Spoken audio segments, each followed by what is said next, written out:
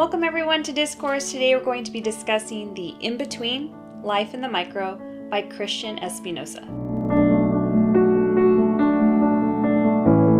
Some regrets don't hit you all at once. They seep in at the corners of your life, at night, or on a long drive, until they become a refrain. Those are the worst regrets of all. I had always focused on one macro moment after another, the next mountain to climb or business to start. I hadn't spent much time appreciating the micro moments, life in between the macros. So this book starts off with an accident on the freeway where the author, Christian, is with his girlfriend at the time, and there is a big accident. I believe it was a 405 here in California, which there's always an accident. Not surprising. Yeah. And where he would typically be more focused on the macro, as mentioned, like, are we going to be late for dinner? What about this? This is going to make me late for work. Right. He was focused on the micro where, let me help these people out. Let's see what I could do. That's how the book opens up. So the accident happens, and instead of just waiting and taking pictures or being angry, he gets out of his car with his girlfriend. They go check on the people of the accident, driver in the black car that I believe caused the accident, and then this lady that was in her car that was totally totaled, and she was freaking out. So they went out there to assist. They got someone else to call the cops in an ambulance, and they were helping, the people out, checking on them, making sure they're okay. And during this whole time, he realizes that he's not worried about, not once did it come to his mind that, oh, what about my book? Vanessa's gonna be late to a family function. Or, oh man, we're gonna miss dinner, like, this is not good. He wasn't focused on that at all. So he realized that he was more focused on, is the guy in the black car okay? Is the lady in the smashed car okay? And what more can I do to help? And when that really hit him in the moment of thought, he realized this. I was living in a micro moment centered on the present, not a macro moment centered on the past or the future.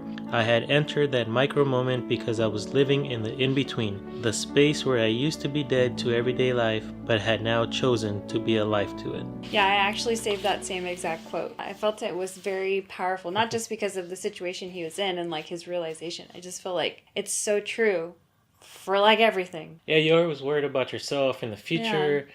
Or, man, I shouldn't have done that back then. Or what it could have been, could I done. Just reminds you to focus on this moment right here that you're in. Mm-hmm. Yeah, and the people around you. Like, life is literally happening around you. Yeah, it's happening. While you're focused about the future or even the past. Where, like, you're right here next to me.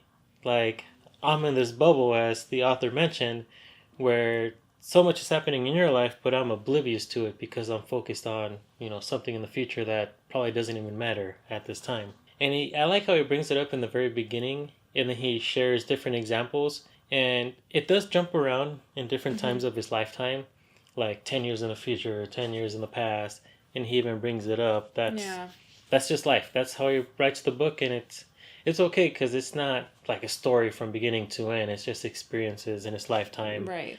And he shares some great examples, such as one in the country of Denmark and Trisha. And it takes place during COVID, so there's a lot of travel restrictions. Right. And it's very hard to get to from country to country. But he has this close relationship with Trisha, who he was dating at the time. And he had a visa to go to Denmark, which they barely allowed him in because the immigration over there was giving him trouble for getting in there. Like, you have the wrong visa, it's not valid anymore. He finally got into the country, but he wasn't going to be able to get back in on the same visa. With that, and I believe also his CEO was giving him trouble about this course that he put up.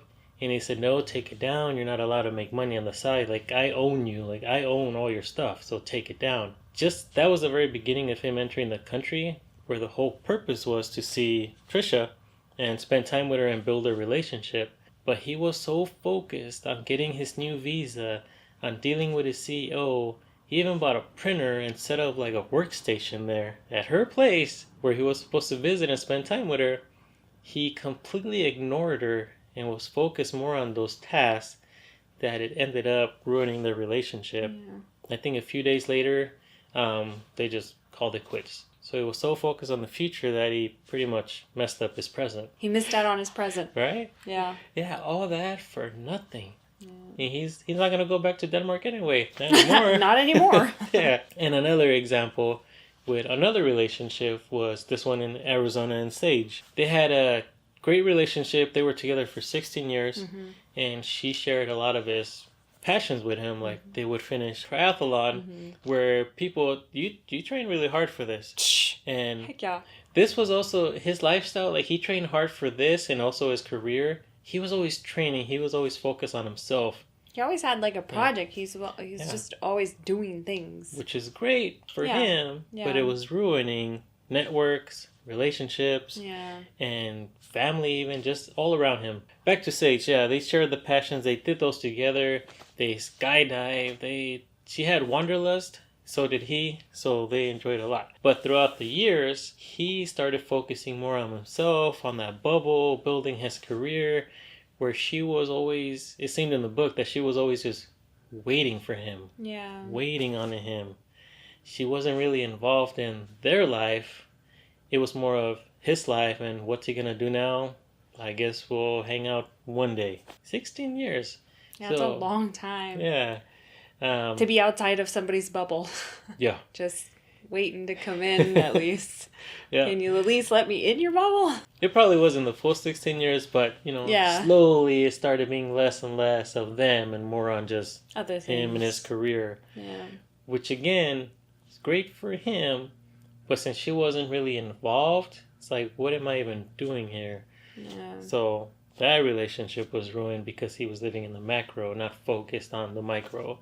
The in-between. So another great example, which is more personal to him, is his grandpa. So his grandpa was like a father figure to him. He didn't really have a good relationship with his mom. Dad wasn't around. The grandpa was there to be the father figure and also give him some core values. Like he taught him how to be engaged, how to keep busy, and make your own path. You got to do this all yourself. And he showed him by being a hard worker. He was a World War II veteran, and he was just a tough dude. But he ended up being in the hospital. He was in the emergency room while the author was in college. And during a break, he went to go visit him in the emergency room.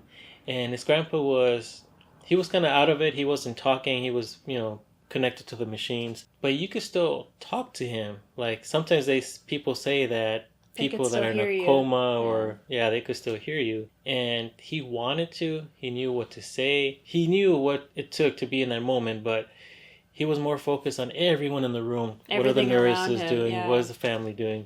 Even are they going to listen? No, even the sounds of the machines and just like the whole environment. He was focused on everyone else in the room and the noises and what they would have thought if they heard him say like sentimental things, or what are they going to think? What are they going to do? Are they going to look at me differently? He said nothing.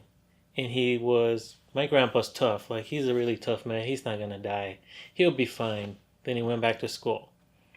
Got a call a few days later that his grandpa had passed, and that's just one thing you can't take back. Yeah, but I feel like it resonated with me a lot because I went through something similar. So I feel as though he's kind of beating himself up on something that in the moment, like when you're in that moment, I can 100% say I felt exactly the same way. It's super emotional. Everything is so overstimulating. You're unsure of everything that's around you. So I almost want to tell the author, like, all of that was okay. Like, how he reacted, I think, is totally a normal and okay thing. It sucks. Yeah, I'm sure he feels like, oh, I wish I said some stuff because I feel the same way. In that moment, it's like, that's a lot to be going through. So you can't really beat yourself up on something like that. I feel like it's an undeserved punch to the self, because that's hard. I feel exactly the same way, and I just try to remember, I'm human. They hear our thoughts and know our hearts.